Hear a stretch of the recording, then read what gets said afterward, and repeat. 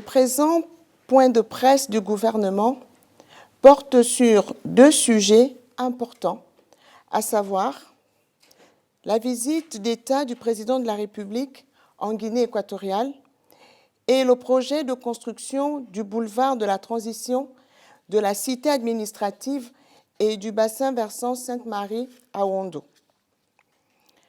Concernant la visite d'État du président de la République en Guinée équatoriale, ce mercredi 4 juin, le président de la République, chef de l'État, chef du gouvernement, son Excellence Brice Clotaire Oligui Nguema, s'est rendu à Malabo, en Guinée équatoriale, où il a été chaleureusement accueilli avec les honneurs dus à son rang par son homologue équato-guinéen, son Excellence Teodoro Obiang Nguema Bazogo.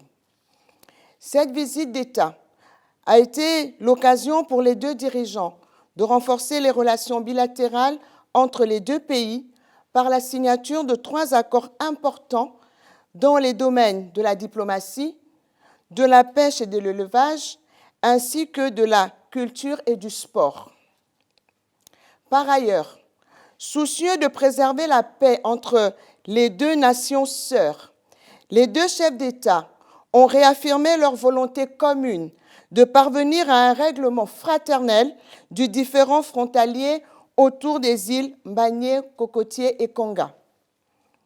Dans cette perspective, ils ont convenu de la mise en place d'un comité conjoint d'experts à l'effet de préserver la souveraineté et les intérêts respectifs des deux parties.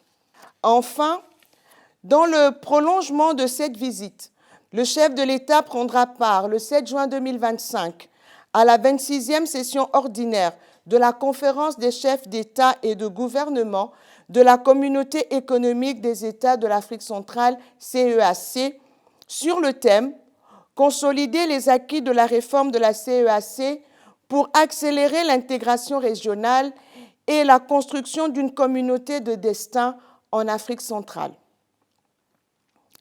Au sujet du projet de construction du boulevard de la transition, de la cité administrative et du bassin versant Sainte-Marie à Ouando.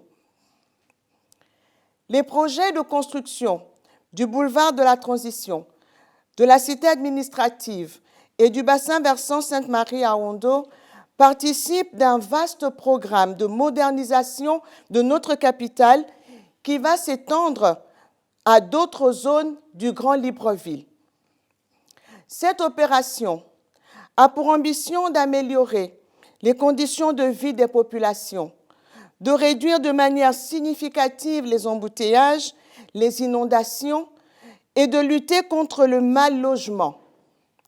Elle permettra de corriger progressivement les errements du passé en matière d'urbanisation. Cette noble ambition a contraint le gouvernement à initier une opération de déguerpissement menée par les éléments du génie militaire au quartier Plein-Oreti, le long du bassin versant Sainte-Marie à Ouando et sur d'autres sites. Cette opération a suscité des réactions diverses dans l'opinion. Cette situation est malheureusement la conséquence du lourd héritage de notre passé commun que nous devons porter ensemble pour construire le Gabon meilleur dont nous rêvons tous pour nous-mêmes, pour nos enfants et pour les générations futures. Les administrations en charge de ces projets déplorent le préjudice causé aux populations et restent très attentives au respect des droits en vigueur en la matière. Je vous remercie.